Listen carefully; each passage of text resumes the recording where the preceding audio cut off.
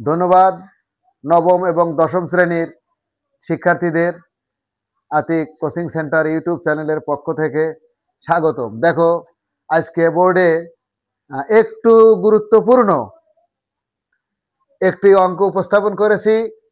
2x + 3y divided 3x + 5y equal 18/29 হলে x অনুপাত y কত? একটু জটিল মনে হচ্ছে, ভয়ের কোনো কারণ নেই। আমি এখান থেকে অঙ্কটা করা শুরু করে দিলাম, বা এটা কিছুই করতে হবে না, ডাইরেক্ট এইরকম গুণন, অর্থাৎ আড়াআড়ি গুণ।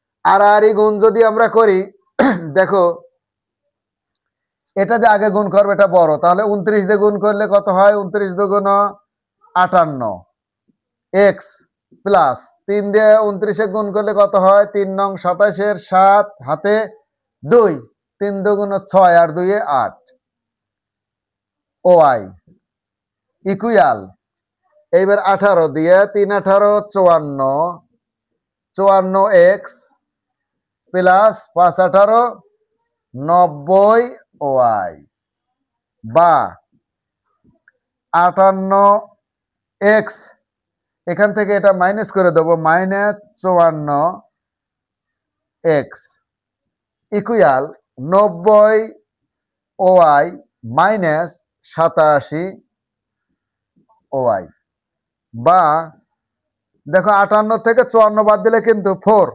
অর্থাৎ 4x ইকুয়াল 90 থেকে 87 বাদ দিলে কত হয়? 3y। এখন x অনুপাত y, তাহলে x ডিভাইডেড এই y নিয়ে আসলাম, আর এই 3-এর নিচে 4 চলে গেল।